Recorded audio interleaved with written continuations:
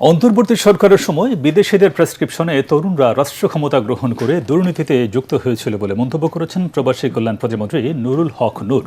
রাজধানীর সেটআপ মিলনায়তনে এক সংলাপে তিনি এই মন্তব্য করেন। এ সময় রাজনীতিতে নারী ও তরুণদের অংশগ্রহণ বাড়াতে রাজনৈতিক দলগুলোর সদিচ্ছার উপর গুরুত্ব দেন বিভিন্ন রাজনৈতিক দলের নেতারা। বিস্তারিত জেমস হামিমের রিপোর্টে। মঙ্গলবার রাজধানীর সেটআপ মিলনায়তনে centre for policy dialogue CGS আয়োজিত অন্তর্ভুক্তিমূলক নেতৃত্বে রাজনীতিতে নারী ও তরুণ শীর্ষক সেমিনারে জুলাই গণঅভ্যুত্থানের তরুণদের ভূমিকার কথা তুলে ধরেন বক্তারা। বিভিন্ন বৈঠকে আমি কয়েকজন নারীকে শুধু রাখছি, ব্যাপারটা কি শুধু এটাই নাকি নারীরা তরুণরা আসলে তাদের মতামত দেওয়ার মতন, প্রভাব রাখার মতন জায়গায় পৌঁছাতে পারছে? মেয়ে যদি তুমি বাইরে যাও তাহলে দুটো জিনিস, তুমি শারীরিকভাবে আক্রান্ত হবা অথবা তুমি বাইরে গেলে তুমি চারিত্রিকভাবে আক্রান্ত হবা।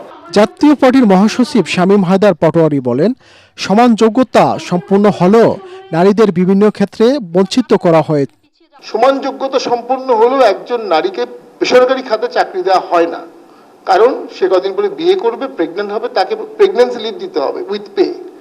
এজন্য অসংখ্য এমপ্লয়ার তারা নারীদেরকে নেয় না। প্রবাসী কল্যাণ ও বৈদেশিক কর্মসংস্থান প্রতিমন্ত্রী নুরুল হক নূর বলেন, জুলাই পরবর্তী সময়ে কয়েকজন তরুণ ক্ষমতার রাজনীতি করেছে এবং বিদেশি প্রেসক্রিপশনে ক্যাবিনেট গঠন করা হয়েছে।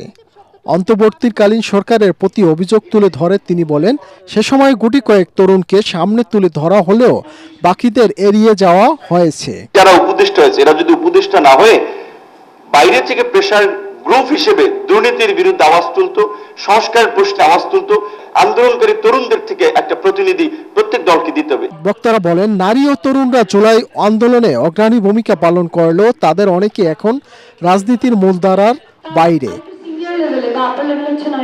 জেমস হামিম, এটিএন বাংলা, ঢাকা।